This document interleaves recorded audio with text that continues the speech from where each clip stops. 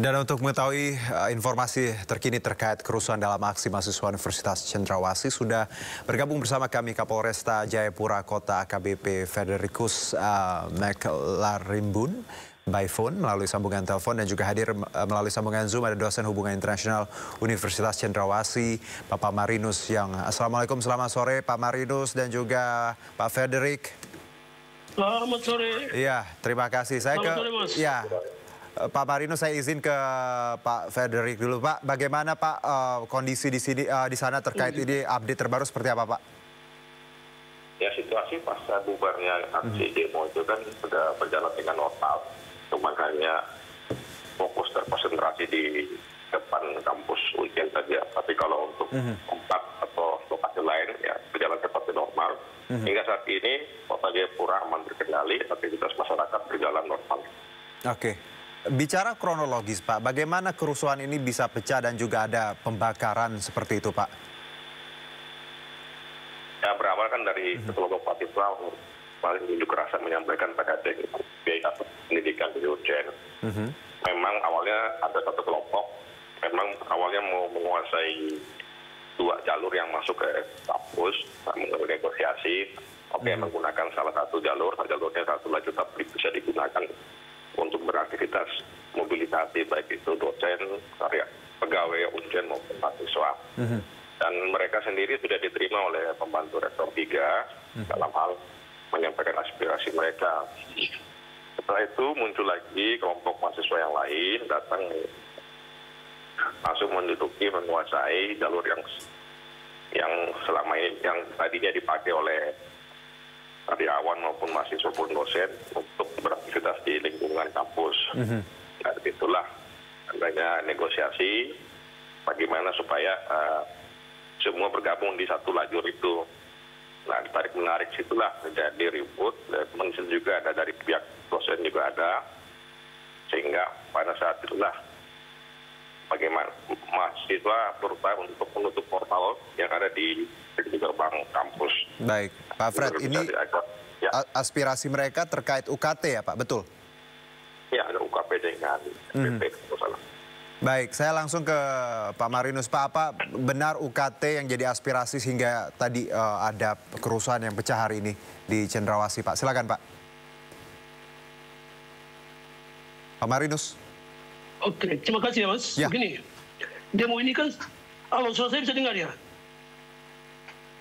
Ya, silakan, bisa Pak. Suara saya? Ya, dengar, Pak.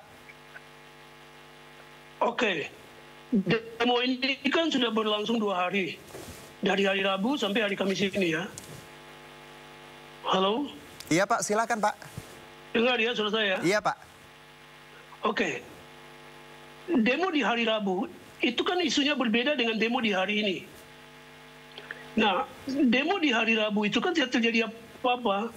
Tidak terjadi konflik, tidak terjadi bentrok dengan aparat keamanan. Tapi demo di hari ini terjadi bentrok. Nah, demo di hari Rabu itu menyangkut isu soal aset UNJEN, asrama UNJEN yang dipakai oleh para mahasiswa yang karena tidak terurus dengan baik, UNJEN mengambil alih kembali aset itu dan semua mahasiswa keluar karena UNJEN akan menata kembali aset itu berdasarkan putusan pengadilan. Karena para mahasiswa UNJEN yang keluar dari asrama itu mereka menggugat ke pengadilan, sudah ada putusan pengadilan akan aset itu menjadi milik UNJEN untuk dikelola kembali oleh UNJEN. Nah, mereka demo hari Rabu itu isunya di situ. Hari ini mereka demonya isunya bergeser ke isu UKT. Terjadi bentrok seperti ini. Begini, Mas. Para mahasiswa kami ini, saya harus jujur mengatakan bahwa para mahasiswa kami ini, mereka ini kan kebanyakan anak-anak yang merupakan bagian dari kelompok-kelompok etno-nasionalisme Papua yang memiliki luka sejarah yang belum sembuh. Itu sebabnya ketika mereka melihat aparat keamanan, mereka melihat aparat baju coklat dan hijau, itu mereka menganggap sebagai sebuah ancaman bagi mereka. Karena itu, ketika ada triggernya, ada pemicunya, itu bisa langsung bentrok. Kebetulan hari ini ada pemicunya, ada triggernya. Apa itu triggernya? Nah, Uncen sudah berkomunikasi, sudah melakukan sosialisasi tentang akan ada biaya kenaikan UKT karena status Uncen itu sudah berubah dari Satuan Kerja Kementerian menjadi BELU, Badan Layanan Umum, PTN BELU. Perguruan Tinggi Negeri Badan Layanan Umum. Artinya apa? Ketika sudah menjadi status BELU, maka pembiayaan operasional Uncen yang selama ini dari APBN itu akan setengah diberikan buat Uncen. Sisanya Uncen harus mencari sendiri biaya operasional pelayanan di Uncen dari apa? Dari jasa pelayanan dan juga dari hibah dari masyarakat atau dari badan yang lain. Itu yang harus dilakukan oleh Uncen. Dengan demikian, maka Uncen akan menaikkan, Uncen sudah pasti akan menaikkan biaya SPP atau biaya UKT para mahasiswa kami. Tapi atas kebijaksanaan pimpinan Uncen, pimpinan BELU kita di Uncen, kami juga ikut memberikan masukan bahwa sebelum menaikkan biaya UKT, tolong memperhitungkan segala situasi. Ekonomi anak, ekonomi orang tuanya, dan juga untuk Papua, perhatikan juga spirit of society, keberpihakan. Dan proteksi terhadap hak orang Papua untuk kuliah. Kami memperhatikan semua aspek itu untuk mempertimbangkan kenaikan biaya UKT. Berapa persen yang harus kami naikkan. Dan akhirnya diputuskan bahwa Uncen itu akan menaikkan biaya, kami sepakat 30%. Tapi ini akan bertahap, tidak semua. Baik, Pak Marinus. Mungkin begini, Mas. Ini kami sudah sosialisasi selama 1 tahun. Cuman mungkin karena komunikasinya yang kurang baik, kurang komunikatif yang baik dengan para mahasiswa, itu sebabnya mereka kurang memahami akan hal ini. Baik, sebabnya terjadi bentrok seperti ini. Tapi bentrok ini terjadi karena begini, triggernya cuma satu. Triggernya adalah ketika aspirasi sudah disampaikan, mereka sudah terima, harusnya sudah aman itu.